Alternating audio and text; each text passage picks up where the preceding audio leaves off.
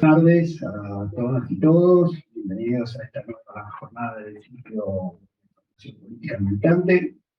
La charla de hoy denominada Comunicar bajo fuego hegemónico con el compañero Roberto Caballero. Conocen, escritor, periodista y se puede escuchar a la mañana por Radio Tecán. Bienvenido Roberto, me alegría tenerte acá, un poco.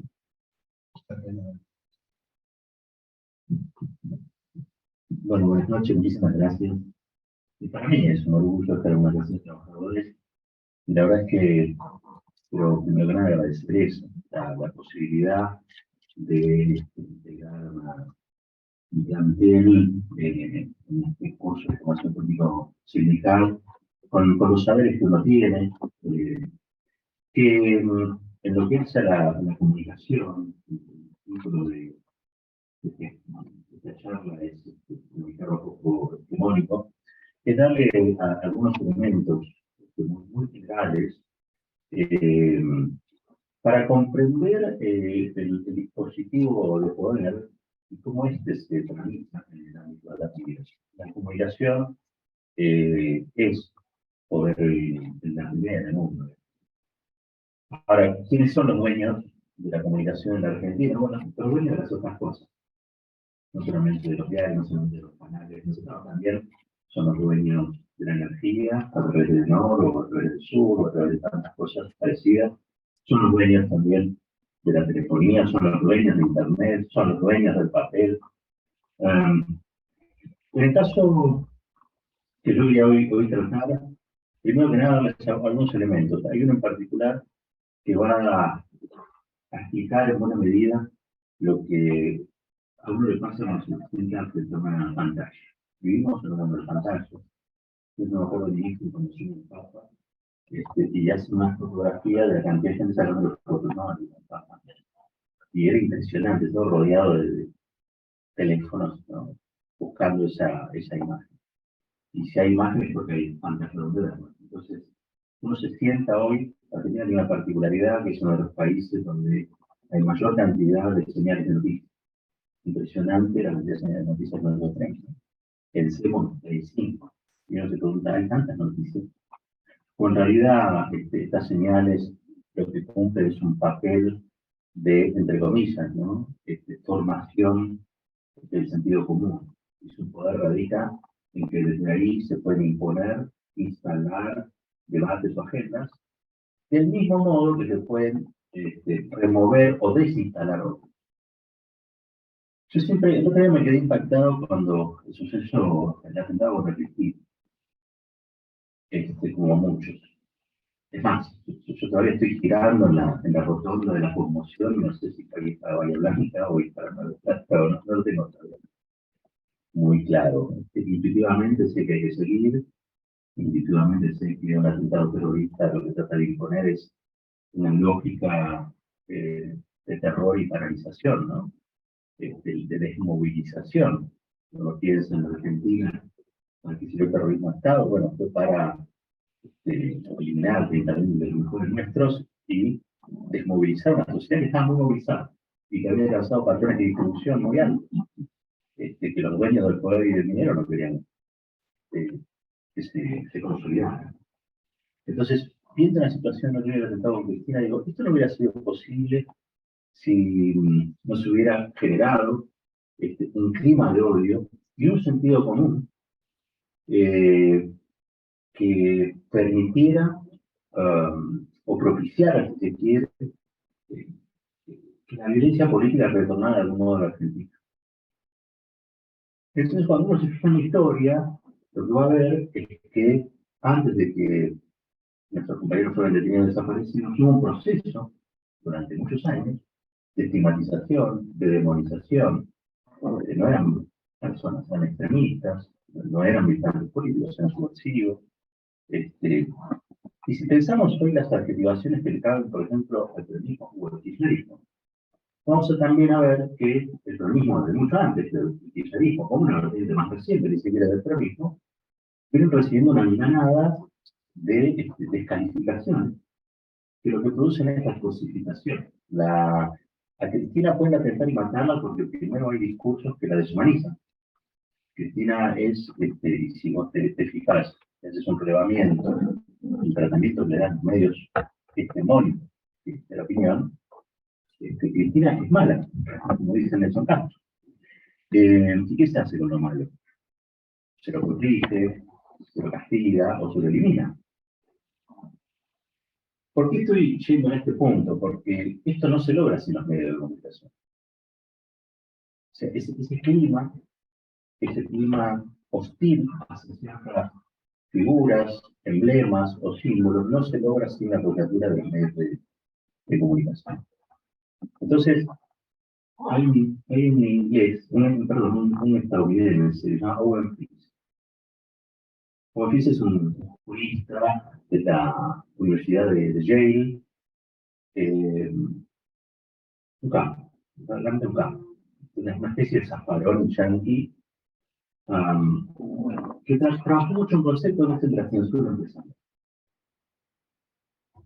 Y era muy amigo de un tipo llamado Carlos Nino. Carlos Nino era un jurista argentino, radical. Es un poco el que diseña la ingeniería jurídica de lo que fue el proceso de la recuperación democrática. Presidió a su vez un consejo de Tribunal Concil que se llamó Consejo por la Consolidación de la Democracia, o CODE. Ese consejo reunía intelectuales, menos peronistas de todo, o sea, los peronistas de derecha, pero no importa. Muchos intelectuales socialistas, socialdemócratas, radicales, liberales, y generaron, la verdad, una serie de proyectos muy interesantes. Alfonsín los puso a pensar una democracia sin años, y qué cosas, qué instituciones había que generar para que la democracia durara 100 años.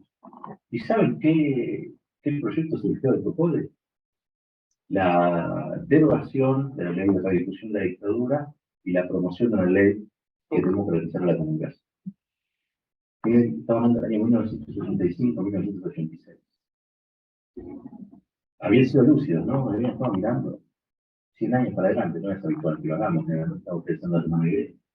Dice, bueno, che, si queremos una democracia en serio, no haber una comunicación democrática, plural, diversa. Y se la tenemos que arrebatar a aquellos que la mercantilizan y se la apropian como si fueran recursos, ¿no? De otro tipo. Owen Fitz, este catedrático que yo les decía, que era amigo de que presidió esta comisión, bajo un concepto es el de censura empresarial. En la mayoría de los países, cuando se habla de censura sobre la libertad de expresión, generalmente el que está en el ojo de la tormenta es el Estado.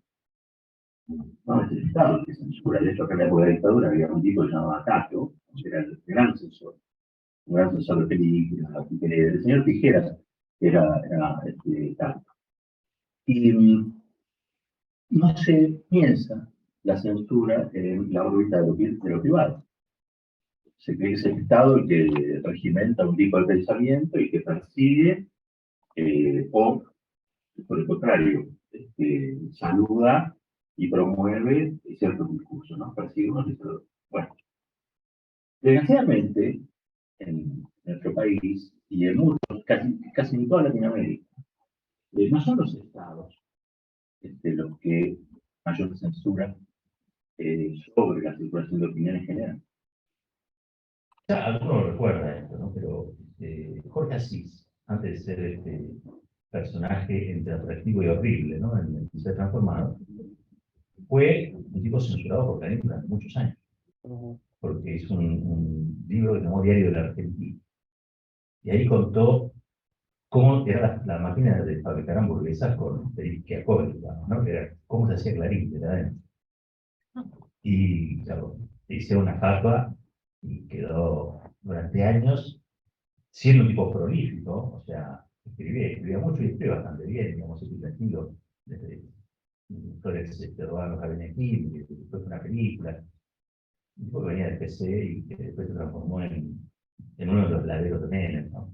Pero bueno, estuvo censurado durante mucho tiempo, hasta que hace un par de años, imagínate que después de contribuir a la demonización del kirchnerismo, la revista ENI, una revista que le levantó la censura.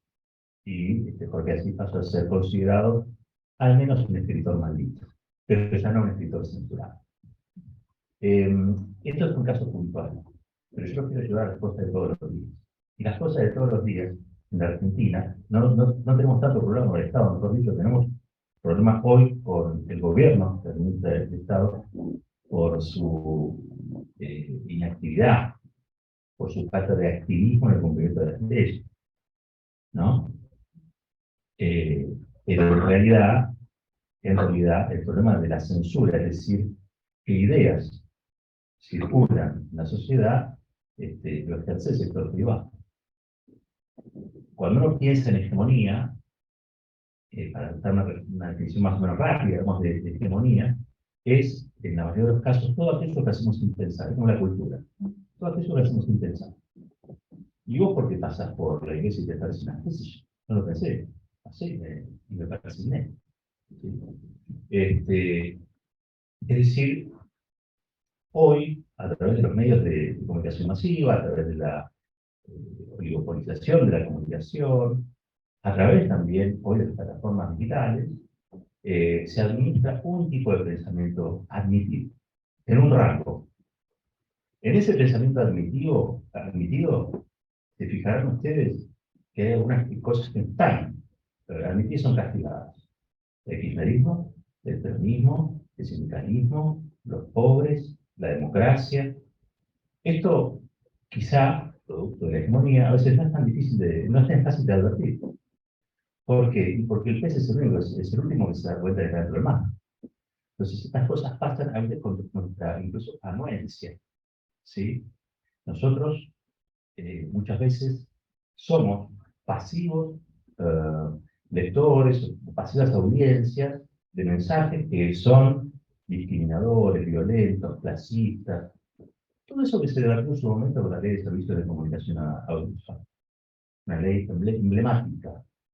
¿No? Yo siempre recuerdo más que lo primero que hizo cuando asume fue, vía decreto, modificar la ley. Y en esto voy a ser muy duro, pero es increíble que la derecha sea más inteligente que nosotros en una cosa, en haber valorado esa ley. Ellos sabían por qué esa ley era peligrosa. Nosotros tenemos un montón de diputados y senadores y funcionarios que la tuvieron que aplicar y nunca la entendieron.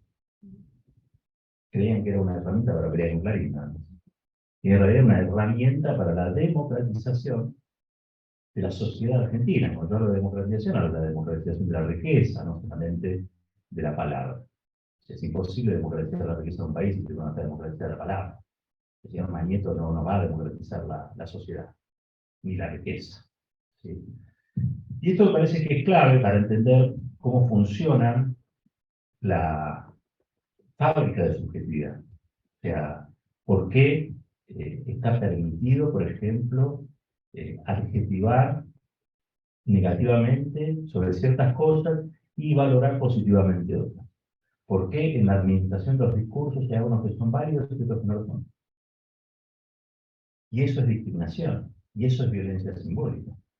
Y eso es lo que hay que modificar, en un punto de eso se trata. A eso, por ejemplo, llamó censura empresarial. ¿No? Voy a dar un ejemplo muy concreto. Está Cristina Fernández de Kirchner, ustedes saben, encausada por la causa de obra pública, en proceso judicial, un proceso oral y público. ¿Sí? La cobertura que se dio el día de la acusación del fiscal Luciani, los fiscales Luciani y Mola, fue prácticamente una cadena nacional. Cuando uno analiza el discurso del fiscal Luciani, es el representante del Ministerio Público que viene a avalar una serie de discursos que dicen que Cristina es mala, chorra, corrupta. Para resumir, ¿no? Como periodista si no puedo resumir todo lo que dijo en 8 días, pero más o menos era eso. Fue una cadena nacional, yo me acuerdo que estaba, porque aparte incluso son geniales, empiezan a comparar a estos fiscales con el trasero. Al juicio por obra pública con el juicio de la Junta. Y Morales Solá a Cristina con Videla. Esa es la operación, ¿no? que hizo.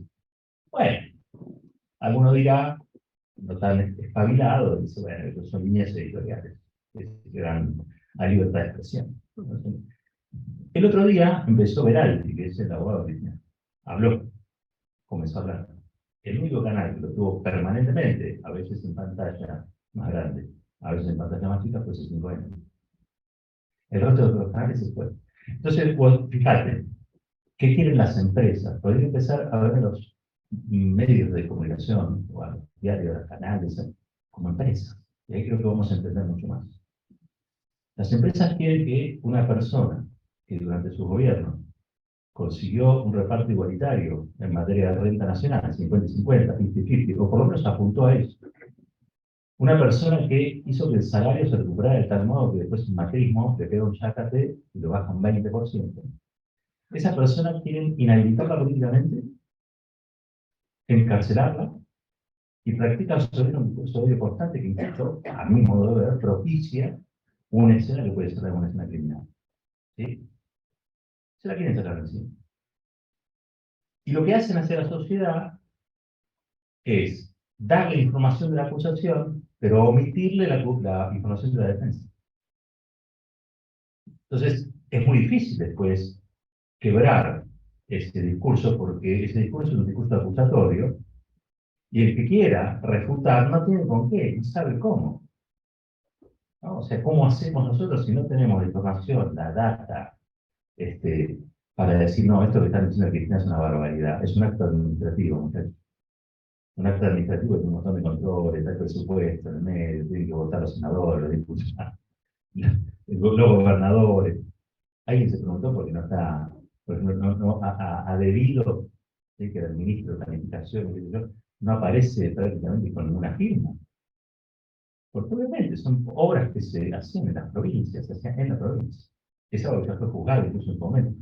Pero estos argumentos que estoy dando, se los doy yo porque soy periodista y tengo que ir a leer, incluso a veces que no me gusta. ¿Sí?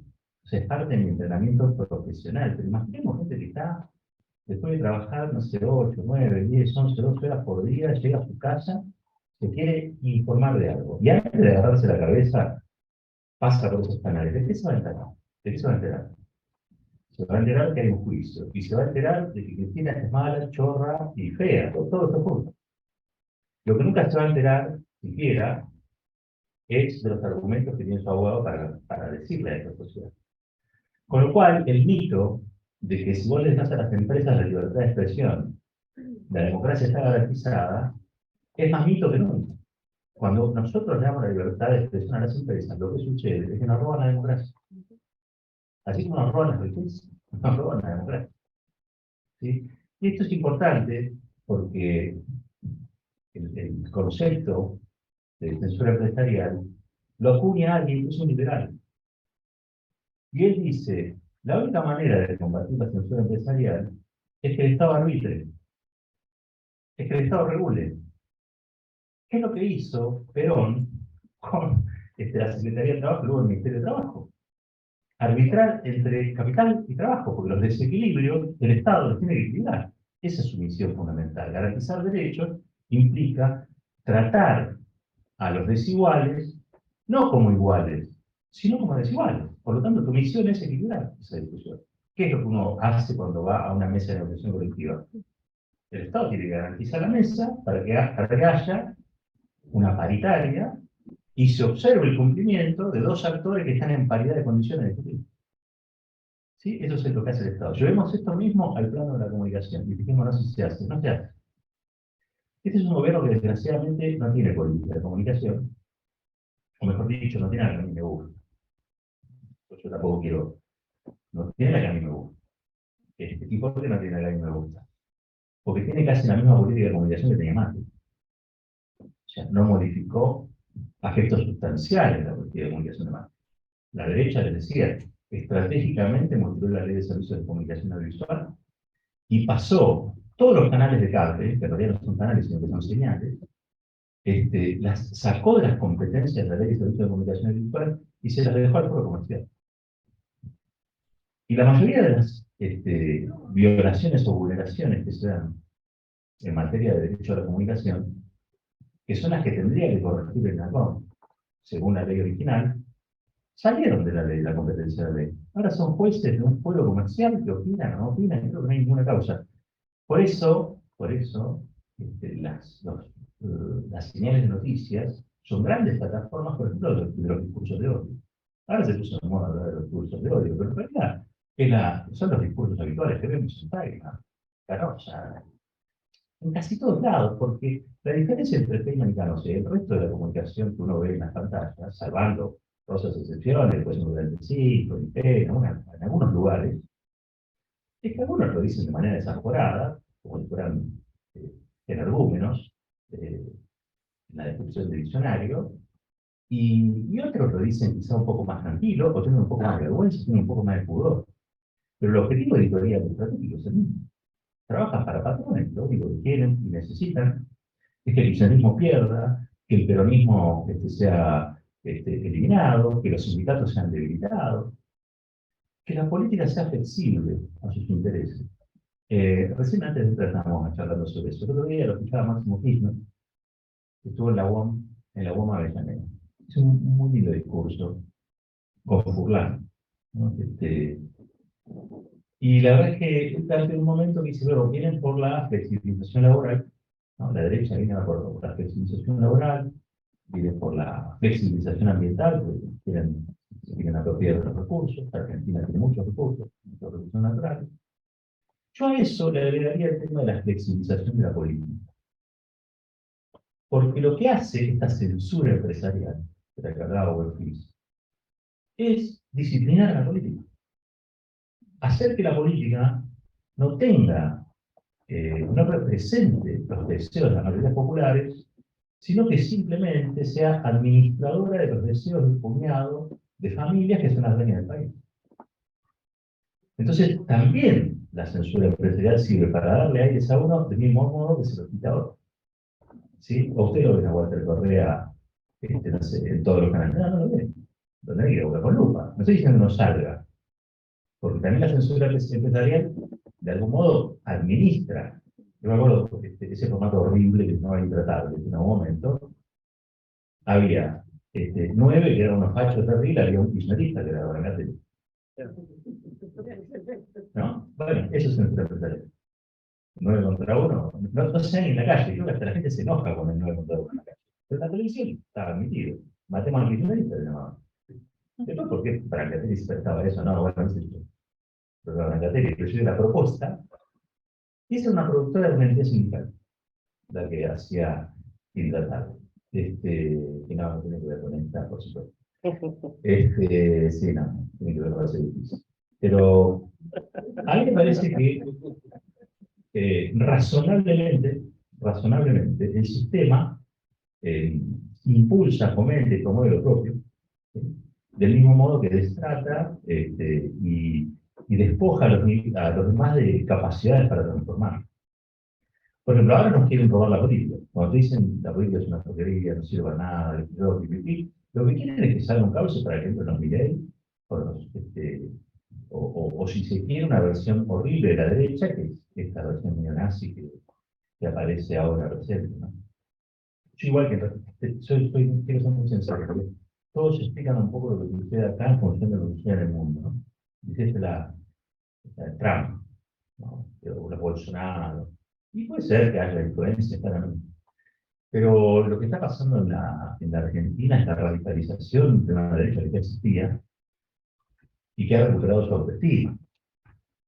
Así como se trabaja en el pueblo, eso sube su autoestima. Porque si vos sos Victoria Villarruel, que sos negacionista del terrorismo de Estado, y llegas a ser diputada, ¿cómo no te vas a subir la autoestima? Y eso también lo logran los medios de comunicación. Porque estas personas cuando van al plató, ¿no? Cuando van a los estudios de tele, no son repreguntadas, no. Se las trata como si fueran gente macanuda. No, sí, yo no digo que haya crímenes. ¿Qué es un genocidio? No es nada, mientras se tomando una fanta, no pasa nada.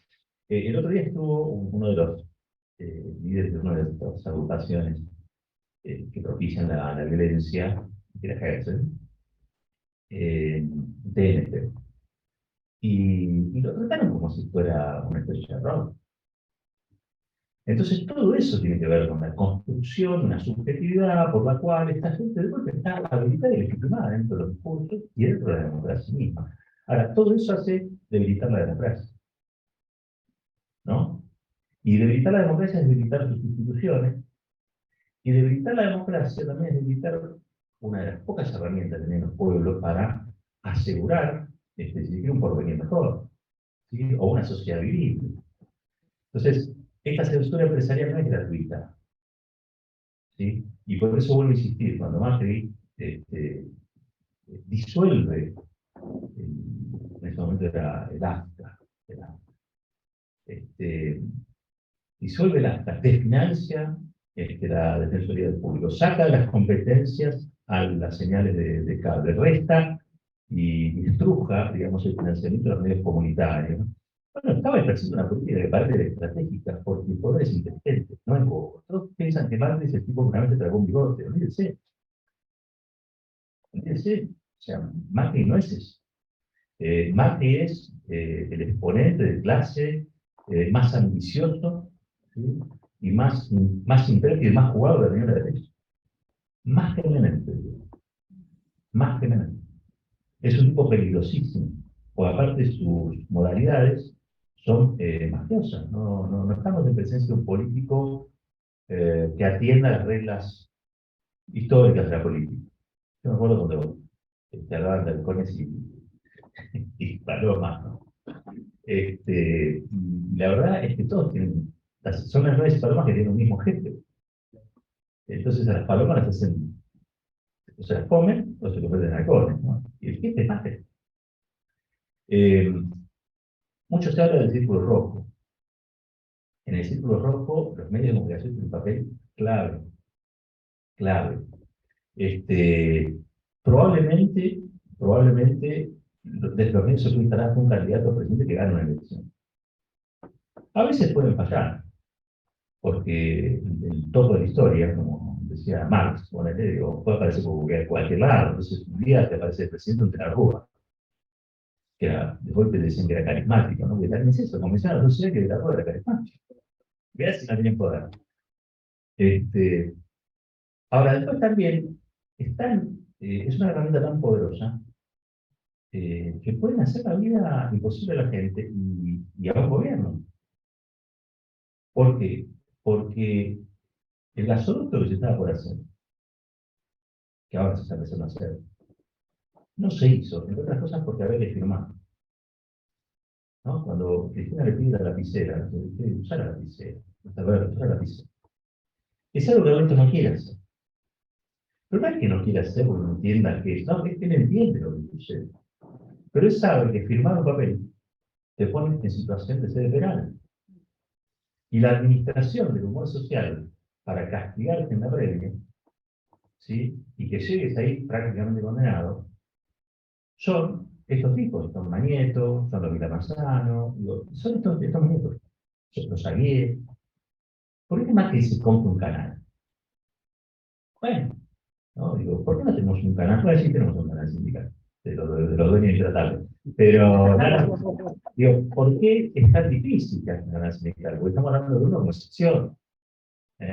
¿Por qué aceptamos que la lógica de cobertura, por ejemplo, de un conflicto gremial sea la lógica patronal? ¿No? La pregunta es, ¿habría otra posibilidad en este tipo de comunicación? ¿Habría?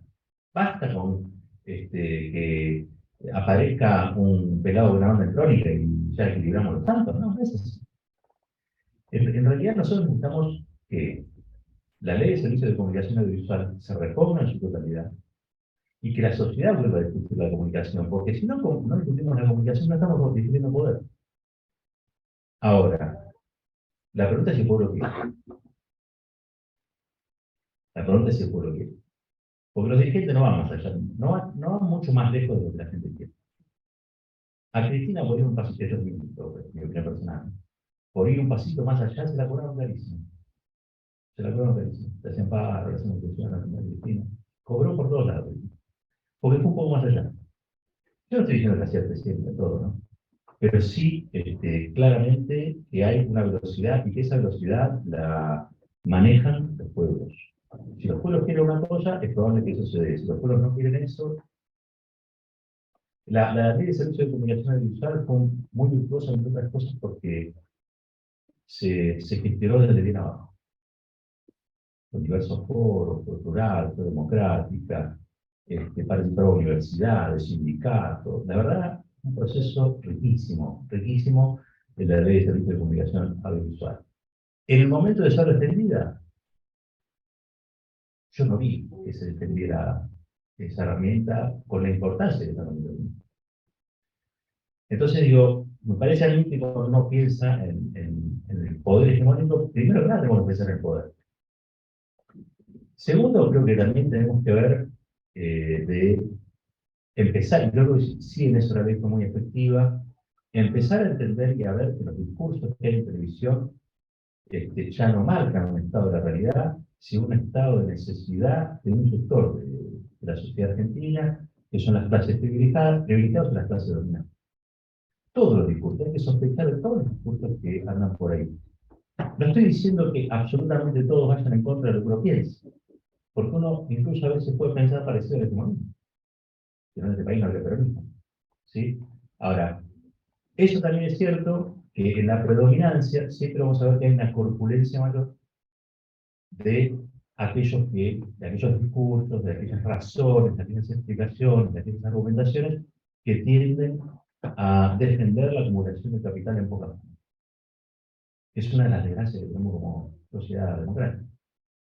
Y para cerrar, les cuento, ese COCODE, y yo siempre lo rescato porque a mí me gusta correr a la derecha con los argumentos de la derecha. A veces me sale, a veces no, pero es lo que yo intento. Ese COCODE se da al mismo tiempo que se estaba juzgando a la Junta, ¿no? Y por otro lado, al mismo tiempo se instalaba la teoría de los demonios mediante nunca más. Entonces digo, ¿cómo puede ser? ¿No? Pasaron tantas cosas a la vez, algunas muy interesantes y otras odiosas. Ahora, bueno, también es cierto que en un tiempo convulsionado. ¿Sí? En ese tiempo convulsionado, igual algunos me parece que tiraron algunas líneas directrices de lo que la democracia debía ser, una aspiración de lo que debía ser la democracia. Fue un momento en particular donde se discutió fuertemente qué contenido tenía que tener la democracia. Si iba a ser una democracia formal o una democracia de derecho. Obviamente, esa es una tensión que todavía está irresuelta, ¿no? Yo, el año que viene se cumple 40 años de democracia y por eso cito tanto el COCODE, porque yo hay que agarrar eso y decir cuánto se cumplió, qué no se cumplió, cuándo se cumplió, qué no se cumplió, y tratemos de hacer la discusión sobre esa base. Y vemos qué mejoramos y vemos qué dejamos atrás.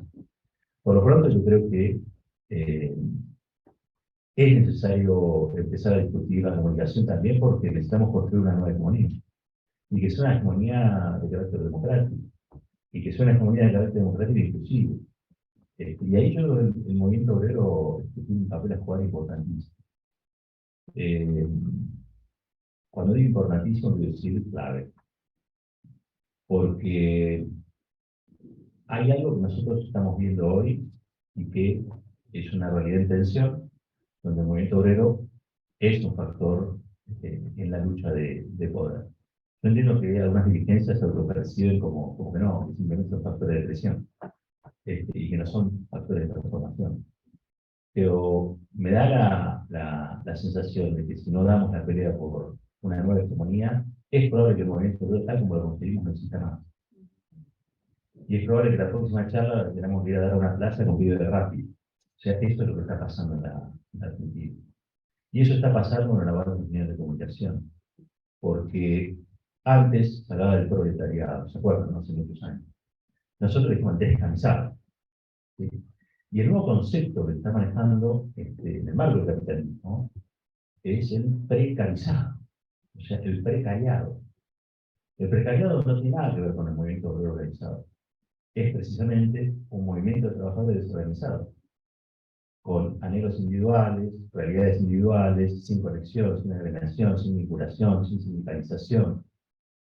Es como el paraíso, siempre se pensó la utopía y la sociedad del futuro como una sociedad de pares, de iguales, donde reina la justicia social. Y la verdad es que esa ilusión siempre fue de los sectores de trabajo. ¿Sí?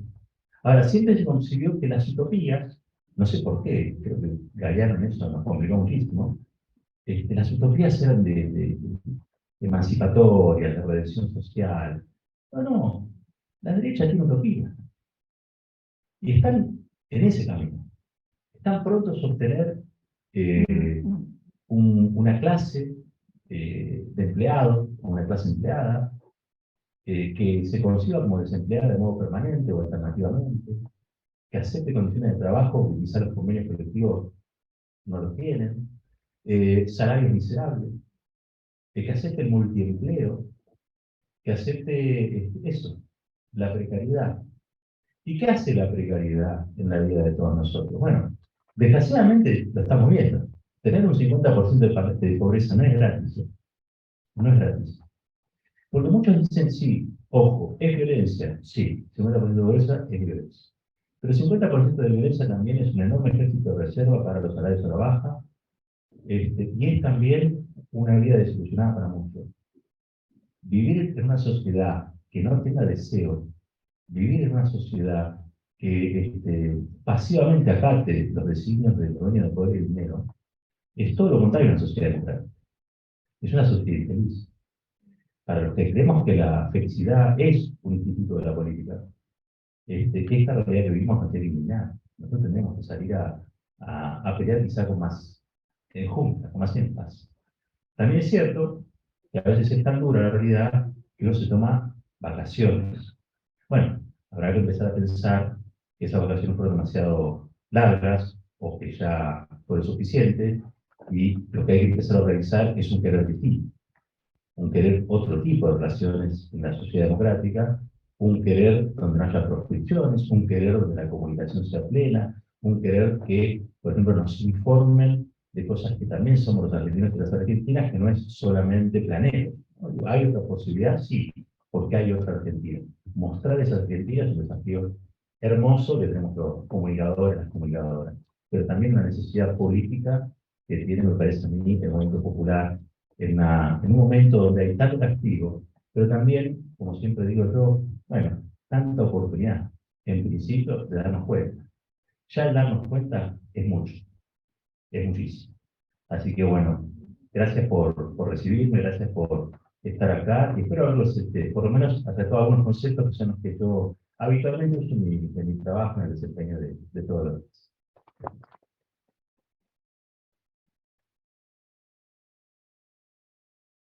Gracias, Roberto. Sí, las preguntas que fueron surgiendo. Dice, ¿considera fundamental salir a discutir la ley de medios nuevamente? Sí, sí. Yo creo que el Estado tiene que recuperar las competencias plenas de la ley. Entre otras cosas, también eso va a permitir empoderar nuevamente a la autoridad de aplicación, que es el ENACOM. Yo avanzaría más, yo pediría la caducidad de las licencias, llamaría, por ejemplo, bueno, obviamente, como cuando uno piensa, yo esta pizzería de norte, del sur, ¿no?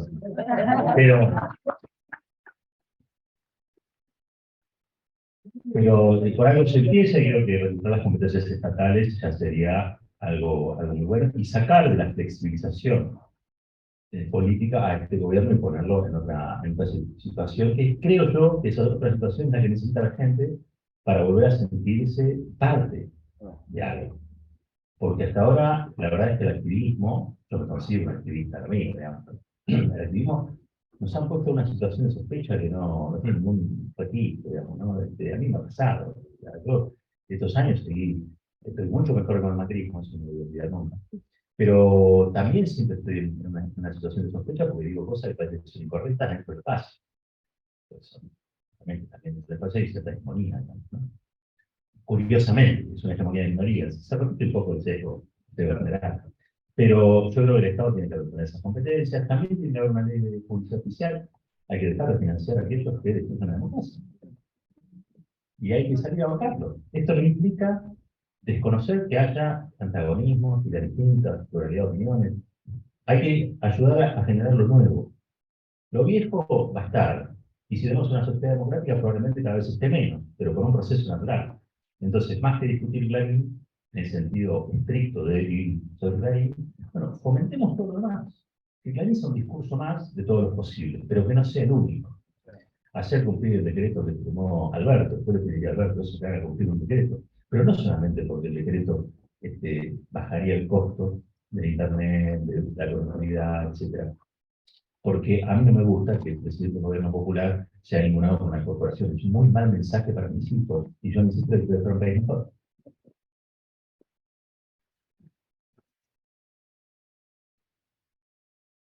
Preguntan, ¿cómo se deben sancionar las fake news? Maravilla. Bueno,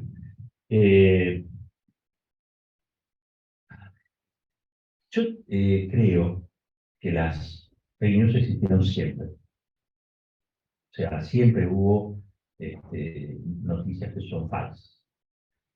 Cuando son hechas con malicia, porque siempre hay la posibilidad de que uno se equivoque y algo que no es cierto, o que sea falso. Ahora, una cosa es cuando lo haces sin intención y otra cosa es cuando lo haces con intención, como el homicidio, ¿no? O sea, con dolo, y decir que vos lo quisiste matar. Sin dolo, bueno, se cruzó y yo lo atropellé. Esa es la diferencia. Bueno, esto sí. Por lo tanto, yo creo que ya hay elementos para cambiar las noticias falsas, sobre todo las que están hechas con malicia. Existen en el derecho civil y existen incluso en el derecho penal. ¿Sí? Lo que no hay es alfabetización comunicacional. Y eso sí, yo abogaría por una legislación que obligatoriamente imponga la alfabetización comunicacional en un mundo de pantalla. No puede ser que los pibes sean sometidos a bullying desde redes, pantallas, ni nadie, ninguna autoridad educativa esté en condiciones de capacitar a esos chicos en este mundo que es este, no es el mundo de la simultánea, este es el actual. Entonces yo promovería, o sea, es lo mismo que pasa con el otro, yo no suprimiría el discurso, yo le agregaría todos los otros que no están. O sea, yo evitaría por un lado, la censura empresarial, y en el caso puntual de las fake news, si nosotros logramos que una generación aprenda a detectar cuándo algo es cierto y cuándo algo no lo es, y aprenda también a que cuando alguien le miente, ¿sí? esa sola mentira desacredite al formulador de la mentira, estamos hechos, porque nosotros nos tenemos que quedar en la cultura, pero ni no se en la cultura. En la cultura, y obviamente en herramientas legales, digo, el colectivo de trabajo, no vamos a hacer, pero digo, pero si no fundamentalmente la cultura. Pero no, sin esa cultura, que es una cultura que se introduce en leyes, después, pero son leyes operativas, leyes punitivas o penales, ¿no? Leyes, son legislación obrera, legislación social. Digo, nosotros nos tenemos que quedar en esos lugares. Hay un modelo de país en el que mentir debe ser sancionado socialmente. ¿Entendés? Y la verdad tiene que volver a establecerse como, bueno, tiene que ser una institución de la convivencia. Porque si vos centralizás la mentira, bueno, obviamente, eso también genera violencia, ¿no? Y se usa mucho la mentira como violencia, los odiadores de Internet, las redes, etc. Nosotros, hay una parte que es buena y es mala. Cuando todas las plataformas digitales son maravillosas. Yo sí te digo, mi mundo cambió el día que yo agarré un celular y vi que tenía un Google Translate y que puedo leer diarios chinos online, ¿no? Eso es maravilloso, maravilloso. Esa es la parte buena. Bueno, ahora digo la parte mala. En nuestro país la conectividad es muy baja. La mayoría de la gente se sigue informando con cosas mucho más convencionales. El acceso a Internet es muy caro. A veces es imposible porque no hay cobertura. Porque si no lo hace el Estado, los privados no llegan. Y cuando hay una cooperativa, van los privados y la compran y lo ponen a un precio y la gente no puede pagar. Yo veo pibes universitarios que están en las estaciones de servicio mendigando el Wi-Fi para poder estudiar, ¿no? Entonces, también es cierto que nosotros vivimos como una faula donde la tecnología trae que resuelve todo. El Google Translate lo puedo leer en chino, pero eso no le hace bien a un pibe que está en otro lugar sin poder acceder siquiera a la Internet para terminar un trabajo, ¿no? Bueno, ahí también tiene que intervenir el Estado.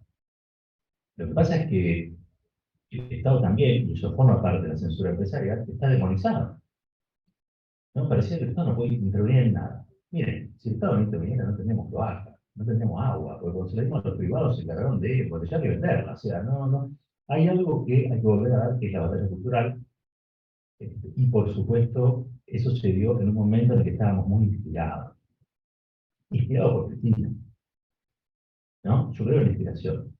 Yo creo que hay equipos de fútbol que tiene un director técnico y hizo un desastre, y viene otro director técnico y sale de manera distinta y salen campeones. ¿Qué pasó en el medio? Inspiración. Y nosotros tuvimos un momento de mucha inspiración y ahora tenemos esto.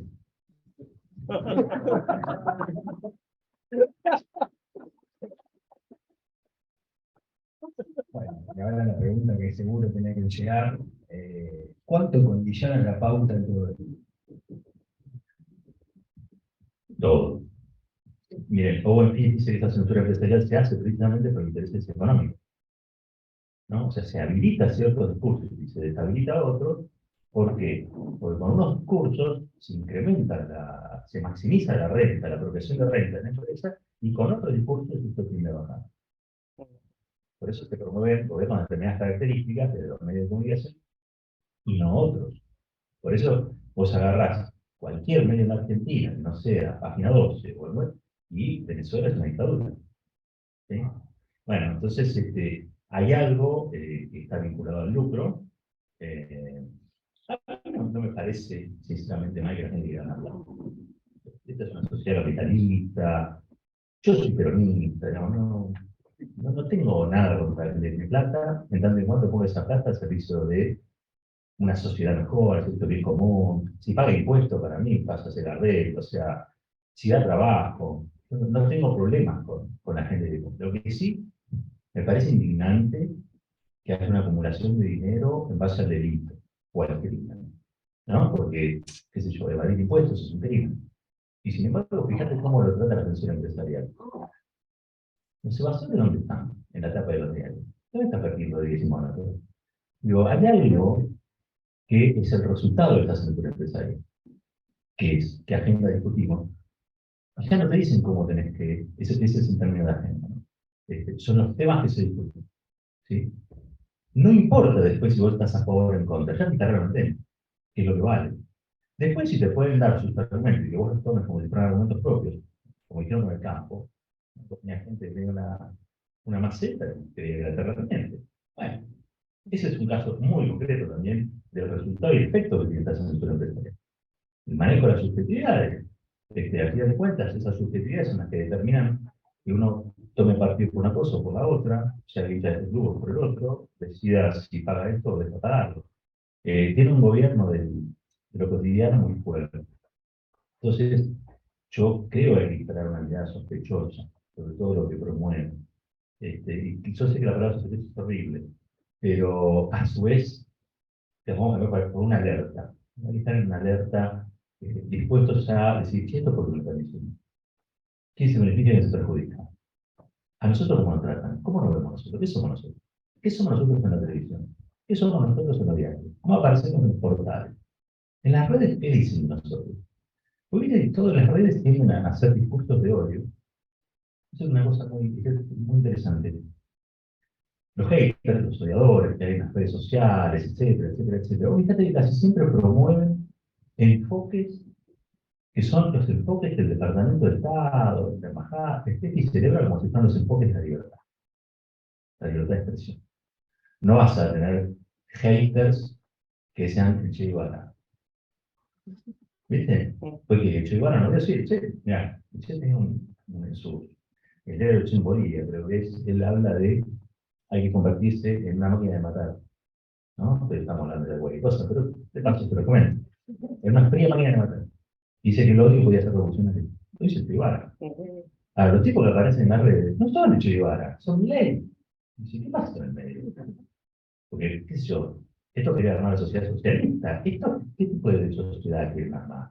Una donde la gente tenga que vender los órganos para darle comer al sitio. ¿Viste? Entonces, también en las plataformas, que en algún momento se pensaron como el paradigma de la democratización de los medios, no, hay ciertos discursos que son promovidos y otros que son despromovidos. Eso ya se hace escala global. ¿Sí? Es lo que nosotros compete aquí en la Argentina, lo tenemos de la forma más convencional y horrible, que los dueños no los dueños, los licenciatarios de los canales no tienen ningún tipo de control, ningún tipo de regulación. Cuando Vila quiso echar a Ganosa, la echó, con lo cual quiero decir que antes la tenía porque le parecía bien lo que decía. Entonces yo, la verdad, Canosa es una empleada más, una empleada menos, hasta que ya es la Vila. Pero yo como Estado, él está usufructuando algo que es nuestro. No hay una comunicación privada y una comunicación pública. Hay una comunicación pública que tiene gestores privados, y tiene gestores estatales, y tiene gestores comunitarios, es como la educación. Owen Fitz dice que los medios de comunicación tienen una actividad delegada por el Estado. Dice, como el sistema educativo, donde también hay privados que intervienen. Ahora, no pueden decir cualquier cosa. No pueden ir con una bandera y decir que una bandera coreana es esta bandera argentina. Vos no podés decir en una escuela privada lo que querés. Ni tampoco podés enseñar una historia distinta a la que marca el Ministerio de Educación. Bueno, esto que les estoy diciendo ahora, analicen los consumo de los canales, donde te dicen que los malos son buenos, ¿no? Que claro, que los cabos tiraban flechas, no sé, digo, es todo al revés. Y eso es lo que, de alguna manera, nosotros tendríamos que trabajar para desalinear, digamos, a esa audiencia. Porque aparte, una vida no es tanto, no dura tanto. Nuestra experiencia vital no son 250 millones de años. Nuestra vida vital es corta. Entonces, la pregunta es, ¿qué derechos tienen a mostrarnos como nos muestran, discriminarnos como nos discriminan, atacarnos como nos atacan? ¿En función de qué? ¿Dónde fue que los privilegios se convirtieron en el derecho y los derechos se convirtieron en salgamos corriendo que nos van a matar? ¿No? Porque en un punto, lo que se propicia desde esos zócalos, es que nosotros estamos siempre en una situación doxal. Somos nosotros los equivocados. Pero todavía dijo Macri, no sé si lo vieron, si con esto te cierro. Lo entrevistan en su canal, con total impunidad, ¿no? Así como estoy acá. Y le pregunta a Majul, que por esas peripecias del destino, estaba ahí sentada, está libre. Yo tengo, Majul una vez me presentó un libro a mí, me entregué el libro. Y yo estaba muy contento, porque en esa época Majul escribió unos libros que llamaban Los dueños del poder en la Argentina. Sí, claro. Una colección fantástica. Y usted lo vi ahí haciendo de Sancho Panza, qué barbaridad, perdón. Pero bueno, en un momento más Majul dice, pero mira que ese modelo de país, ese país que vos querés hacer, determinar el populismo, tenés que tomar medidas y va a haber violencia y vas a tener que matar gente.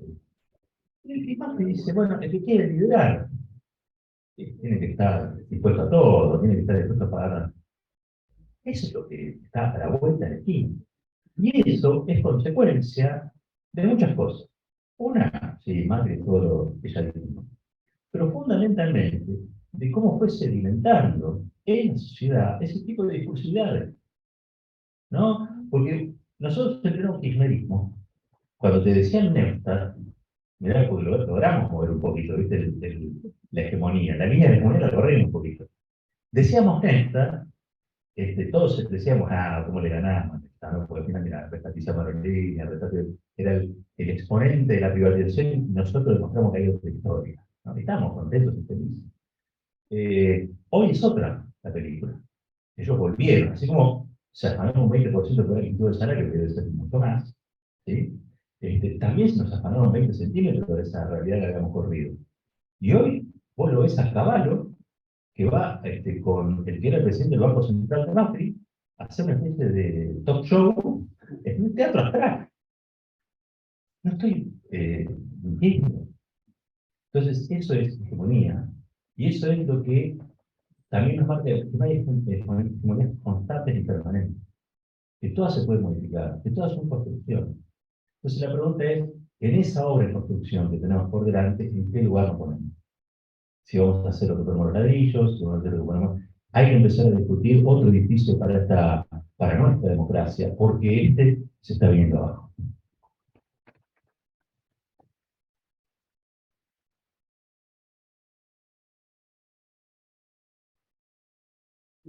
No, gracias, Roberto. La verdad que fue una excelente charla. Lo disfrutamos mucho.